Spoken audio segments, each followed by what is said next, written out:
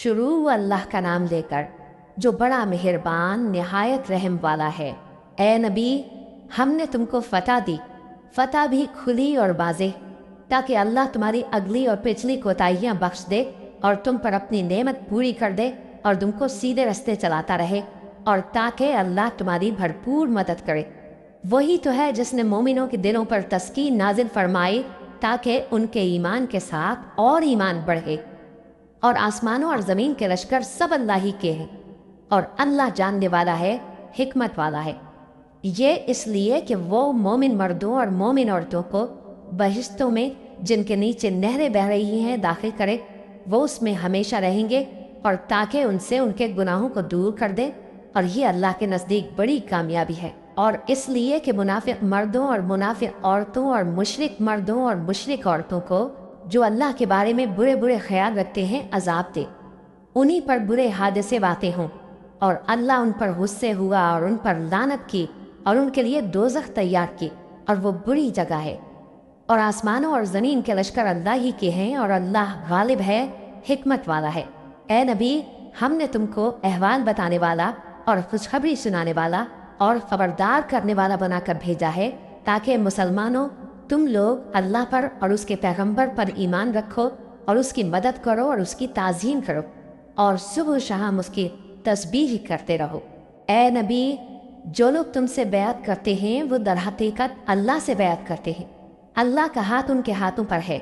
फिर जो शख्स अहद को तोड़े तो अहद तोड़ने का नुकसान उसी को है, और जो उस बात को जिसका उसने अल्लाह से अहद किया है पूरा करे तो वो उसे अनकरीब अजर अज़ीम देगा। ए नबी, जो गंवार पीछे रह गए वो तुमसे कहेंगे कि हमको हमारे माल और अहलो अयाल ने रोक रखा था, सो आप हमारे लिए अल्लाह से बख्शिश मांगे। ये लोग अपनी ज़बान से वो बात कहते हैं जो इनके दिल में नहीं है। कह दो कि अगर अल्लाह तुम लोगों को नुकसान पहुंचाना चाहे या तुम्हें फ़ायदा पहुंचाने का इरादा फरमाए तो कौन है जो उसके सामने तुम्हारे लिए किसी बात का कुछ इख्तियार रखे?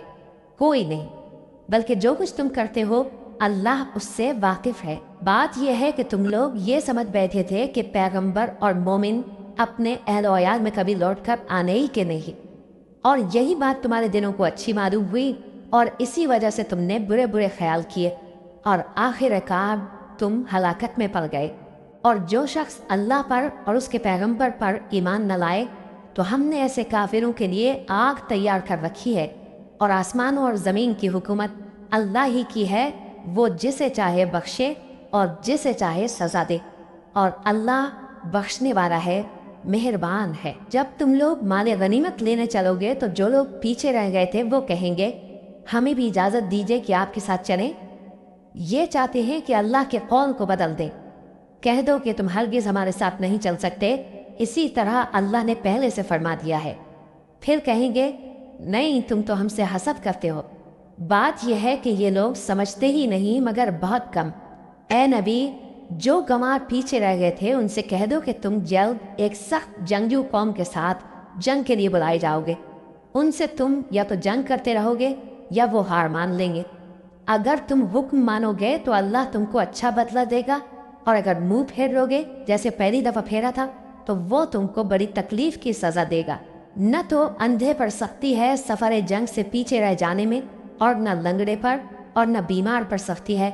और जो शख्स अल्लाह और उसके पैगंबर के फरमान पर चलेगा अल्लाह उसको बहिश्तों में दाखिल करेगा जिनके नीचे नहरें बह रही है, और जो रूगर्दानी करेगा वो उसे दर्दनाक अज़ाब देगा। ए पैगंबर, जब मोमिन तुमसे उस दरख्त के नीचे बयात कर रहे थे तो अल्लाह उनसे खुश हुआ, और जो सिद्क़ व खुलूस उनके दिलों में था वो उसने मालूम कर लिया, तो उन पर तस्कीन नाजिल फरमाई और उन्हें जल्द फतह इनायत की, और बहुत सी गनीमतें वो आइंदा भी हासिल करेंगे, और अल्लाह गालिब है, हिकमत वाला है।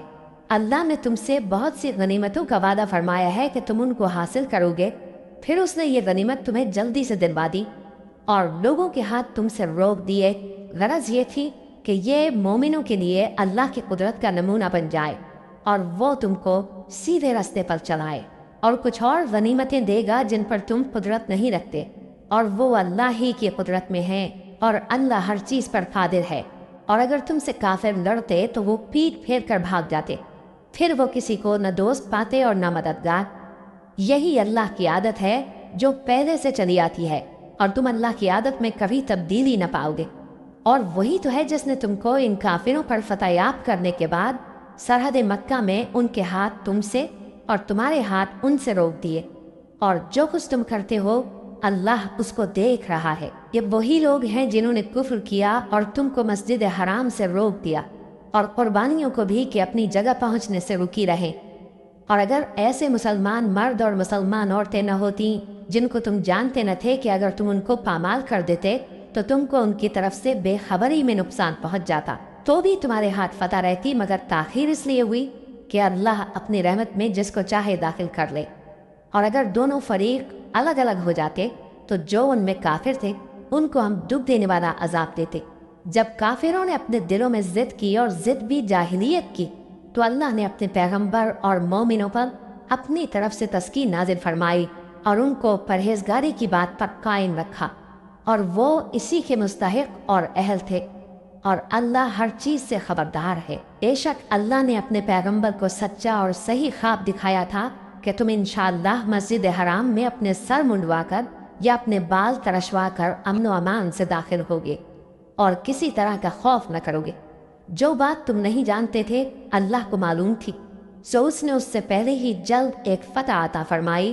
وہی تو ہے جس نے اپنے پیغمبر کو ہدایت کی کتاب اور دین حق دے کر بھیجا تاکہ اس کو تمام دینوں پر غالب کرے، اور حق ثابت کرنے کے لیے اللہ ہی کافی ہے۔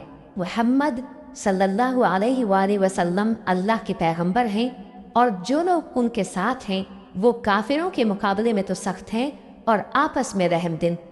اے دیکھنے والے، تو ان کو دیکھتا ہے کہ اللہ کے آگے جھکے ہوئے سر بسجود ہیں اور اللہ کا فضل اور اس کی خوشنودی طلب کر رہے ہیں۔ کثرت سجود کے اثر سے ان کی پیشانیوں پر نشان پڑے ہوئے ہیں۔ ان کے یہی اوصاف تورات میں ہیں اور یہی اوصاف انجیل میں۔ وہ گویا ایک کھیتی ہے جس نے پہلے زمین سے اپنی سوئی نکالی، پھر اس کو مضبوط کیا، پھر موٹی ہوئی، اور پھر اپنے تنے پر سیدھی کھڑی ہو گئی اور لگی کھیتی والوں کو خوش کرنے تاکہ کافروں کا جی جلائے۔ جو لوگ ان میں سے ایمان لائے اور نیک عمل کرتے رہے ان سے اللہ نے گناہوں کی بخشش اور اجر عظیم کا وعدہ کیا ہے۔